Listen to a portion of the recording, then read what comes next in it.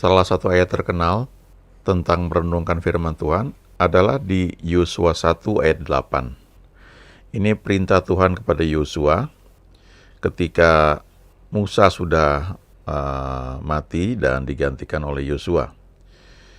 Dikatakan di sini, janganlah engkau lupa memperkatakan kitab Taurat ini, tetapi renungkanlah itu siang dan malam, supaya engkau bertindak hati-hati sesuai dengan segala yang tertulis di dalamnya, sebab dengan demikian perjalananmu akan berhasil dan engkau akan beruntung. Waktu itu yang disebut kitab Taurat, ya, baru ada 5, ya, Kejadian, Keluaran, Imamat, Bilangan, Ulangan. Tetapi dengan kitab Taurat yang ada saat itu saja, Tuhan perintahkan kepada Yosua untuk tidak lupa memperkatakan, ya. Jadi tidak hanya membaca dengan diam, tapi perkatakan, lalu renungkan itu siang dan malam, sehingga itu akan merubah cara berpikir kita, ya. Mindset kita itu berubah kalau kita lakukan hal ini, ya. Dan akibatnya maka kita itu akan bertindak hati-hati sesuai dengan yang tertulis di dalam kitab Taurat ini, ya, yang kita baca, kita renungkan. Dan janji Tuhan dengan demikian, karena kita bertindak hati-hati, maka perjalanan kita akan berhasil dan kita akan beruntung. Dalam bahasa Inggrisnya itu good success, ya, jadi keberhasilan yang baik. Sebab yang dibilang keberhasilan atau sukses itu kan bisa banyak, ya, ukurannya. Kadang-kadang orang melihat, oh kamu berhasil, ya, sukses lah, ya. Tetapi ternyata tidak membawa kebaikan gitu, ya.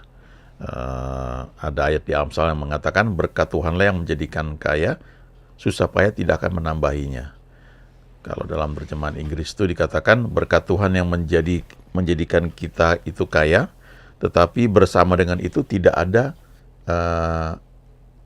penyesalan atau kedukaan, ya. Jadi istilahnya kalau sukses yang baik atau keberhasilan yang baik itu, atau kekayaan yang baik yang dari Tuhan itu akan membawa sukacita, kita bisa menikmatinya dan tidak ada kedukaan atau penyesalan yang menyertainya, ya. Jadi kalau Yosua pada masa itu 5 kitab aja dia renungkan menjadi luar biasa, apalagi kita, ya, kita hidup di perjanjian baru dan banyak janji Tuhan yang sudah tertulis yang bisa kita renungkan, kita baca, tapi juga kita ucapkan, ya. Paulus di 2 Korintus 4 ayat 13 itu dia berkata, aku percaya, ya, kami percaya, sebab itu kami juga berkata-kata. Nah, kita bisa pakai ini, ya, dalam aplikasikan Yosua 1 ayat 8, ya. Waktu kita baca firman Tuhan, kita renungkan siang dan malam, maka ada janji-janji yang memang dia berikan, ya, kepada kita, ya. Dan kita bisa akui itu. Misalnya kalau kita baca Yeremia 29 ayat 11, dikatakan bahwa sebab aku ini mengetahui rancangan-rancangan apa yang adaku mengenai kamu, yaitu rancangan, ya, penuh damai sejahtera, ya, yang mendatangkan hari depan yang penuh harapan. Nah, waktu kita baca itu kan konteksnya surat yang dikirimkan kepada orang-orang buangan di Babel. Jadi kalau pada masa itu aja Tuhan itu bisa bilang kepada orang-orang buangan, aku punya rencana yang indah buat kalian, ya. Nah, kita hidup di perjanjian baru. Tuhan Yesus mengatakan bahwa Allah itu Bapa yang baik bagi kita, yang merencanakan yang baik bagi kita. Jadi kita bisa akui, kita percaya bahwa dia merancangkan hal-hal yang baik buat kita. Lalu kita mengatakan, ya, aku percaya Tuhan, dan aku mau katakan hal ini, bahwa Tuhan mempunyai rencana yang indah buat aku, ya. Tuhan punya rencana yang baik buat keluargaku, ya. Kalau di zaman perjanjian lama saja kepada orang-orang buangan Tuhan bisa berkata, aku ini mengetahui rancangan-rancangan apa yang ada padaku mengenai kamu, rancangan yang baik, apalagi aku yang hidup di zaman perjanjian baru, ya, sebab Tuhanku gembala yang baik. Jadi I believe, therefore I speak. Aku percaya, oleh karena itu aku berkata-kata, ya. I speak out, aku mengucapkan apa yang aku percaya itu. Nah, ini ayatnya dalam bahasa Indonesia itu bunyinya begini ya. Namun karena kami memiliki roh iman yang sama ya. Seperti ada tertulis, aku percaya sebab itu aku berkata-kata, maka kami juga percaya dan sebab itu kami juga berkata-kata. Jadi iman itu ya, langkah pertama iman itu dilepaskan lewat perkataan ya. Jadi ada hamba Tuhan yang dia ajarkan iman itu kalau dibagi komponennya itu adalah uh, percaya dan kemudian berkata-kata ya. Faith is believing and speaking ya.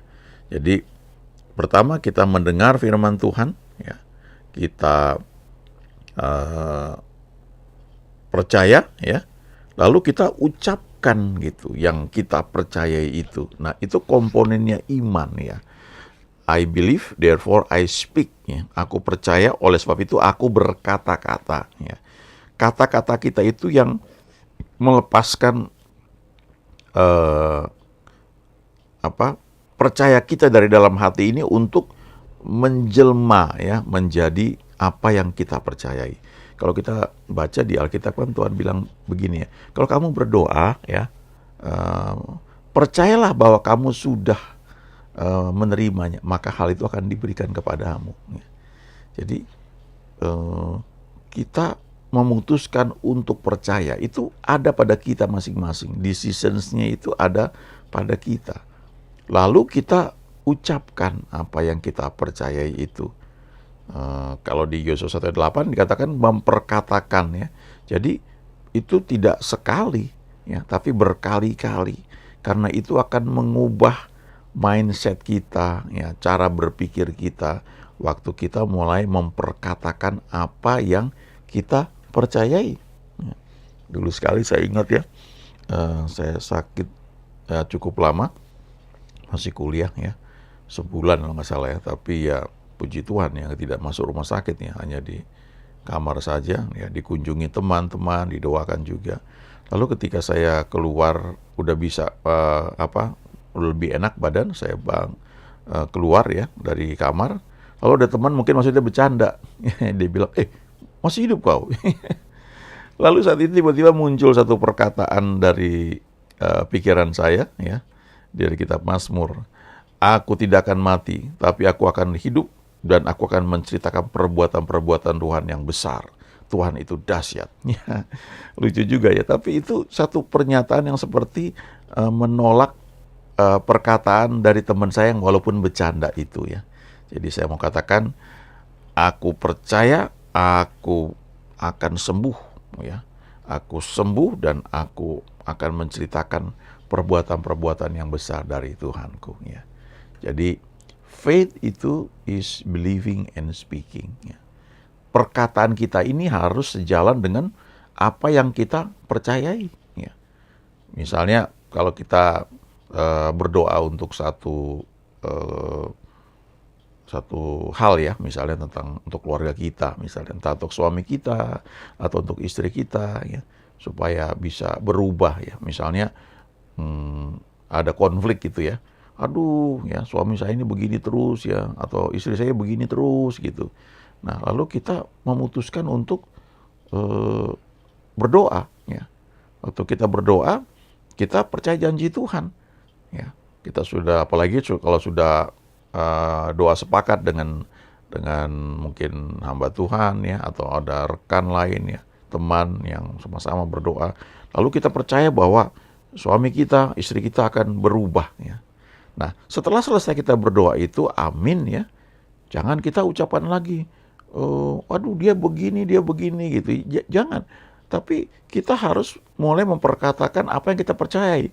Aku percaya ya suamiku, istriku adalah orang yang dikasihi Tuhan, anak-anak Tuhan ya. Aku percaya orang tuaku, anak-anakku, mereka adalah milik Tuhan, mereka akan melayani Tuhan. Aku percaya seperti janji Tuhan, mereka akan dipulihkan, mereka akan menikmati the best of the land senantiasa. Itu diperkatakan setiap hari ya, setiap saatnya.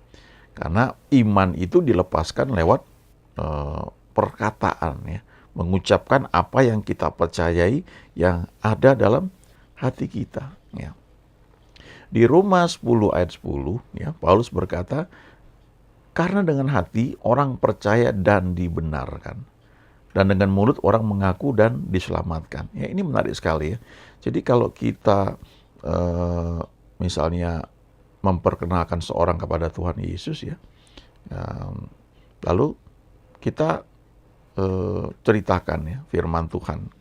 Lalu kita tanya orang itu, kamu mau terima Tuhan Yesus misalnya. Nah, ketika orang itu memutuskan mau terima Tuhan Yesus itu dalam hati ya. Ya, aku percaya dalam hati ya.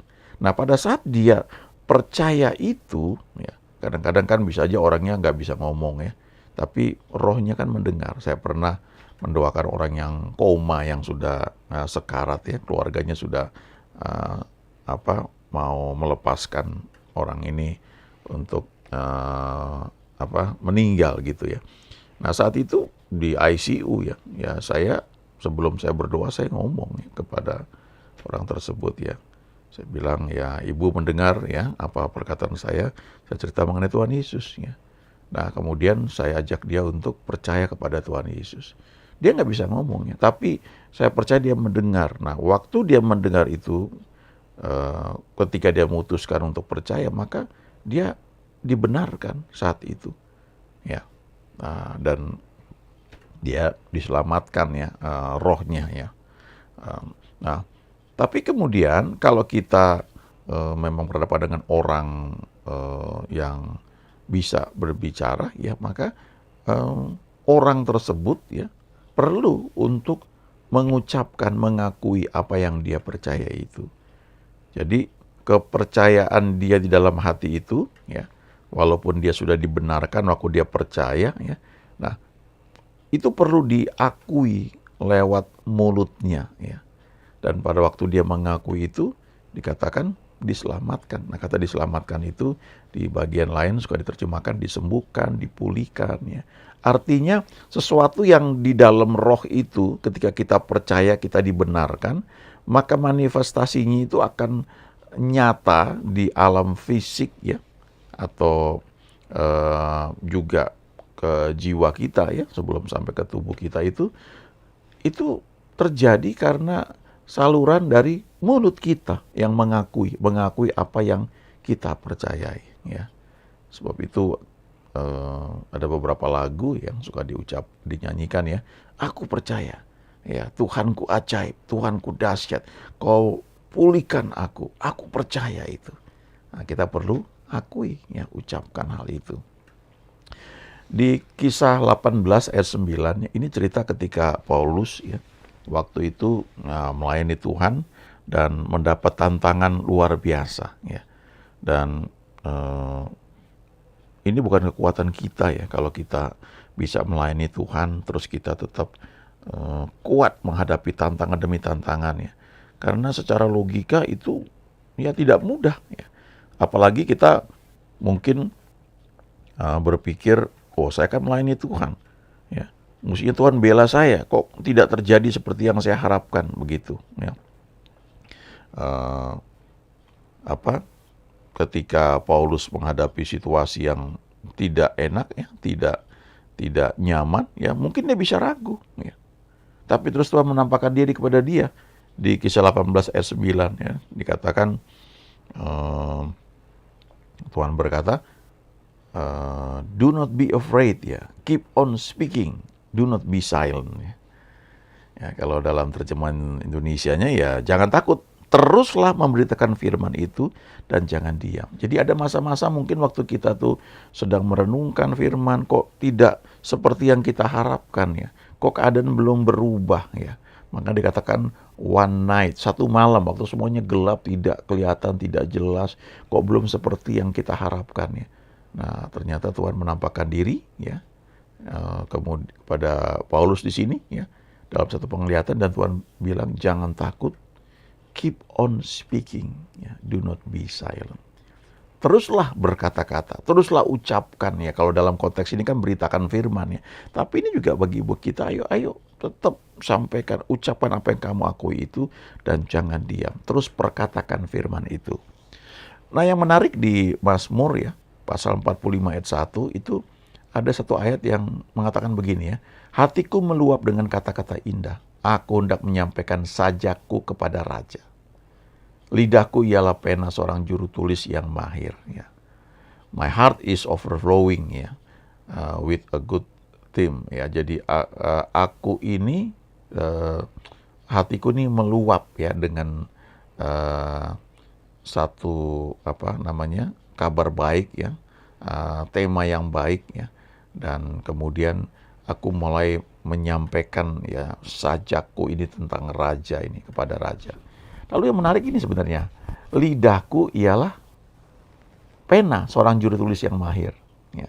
Lidahku itu adalah pena dari seorang penulis yang mahir yang siap untuk menulis, untuk mencatat ya.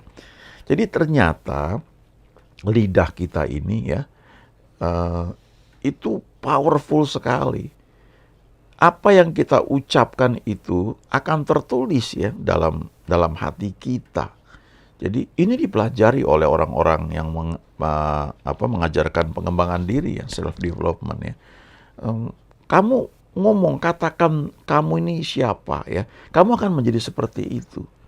Misalnya begini, saya pernah hadir di satu acara, lalu ada seorang yang dia naik ke panggung untuk memperkenalkan dirinya, dan dia grogi sebenarnya.